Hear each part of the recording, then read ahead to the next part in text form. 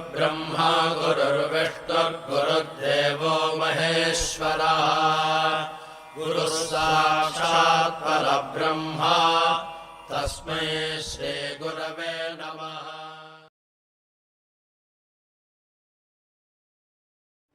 During that period, I had been praying for a spiritual teacher to come into my life. And people had always said, when the student is ready, the teacher will come. And every day I was praying, God, please send me my teacher. Please send me my teacher. And then he came. What happened is that one day I was meditating. And I was meditating and I'd been praying for my teacher. And I felt this beautiful energy, that orange energy. And I didn't know what that meant. It just was this beautiful energy that came to me, and it was orange in color. And I suddenly felt a real ease come over me, an amazing feeling, that same feeling of peace I had when I was floating over my lifeless body, ready to die. And the meditation ended, and that night I had a dream. I had a dream that I was a detective and that I was in a house investigating a murder. And the door was sort of broken open, and there was broken glass on the floor and drops of blood everywhere.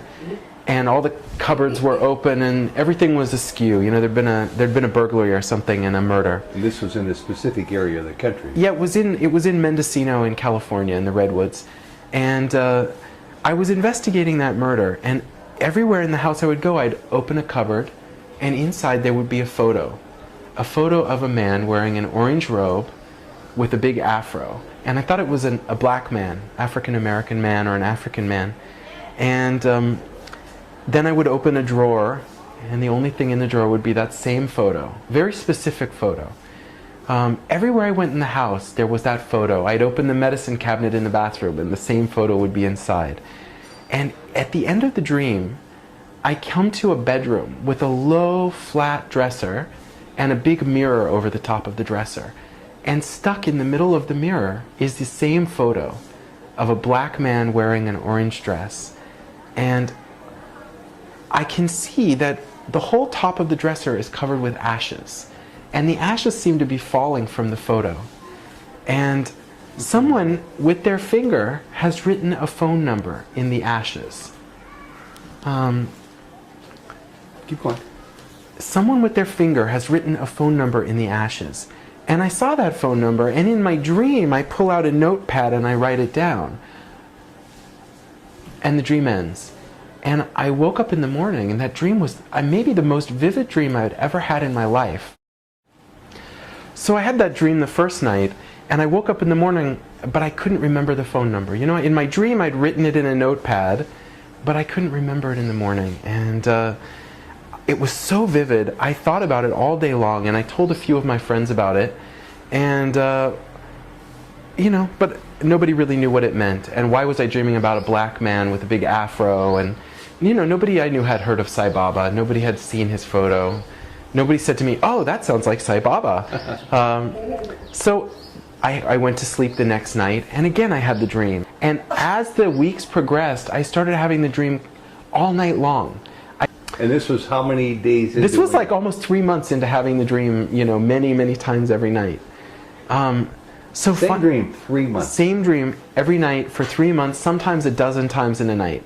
I finally put a pad of paper next to my bed and a pencil. And my friend said, you've got to remind yourself before you fall asleep that if you have the dream, you're going to wake up and write it. Tell yourself, I will wake up and write down the number if I have the dream.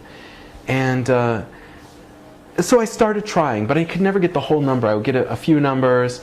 I finally figured out the prefix was 516, which is sort of Long Island number in New York, not a New York City number.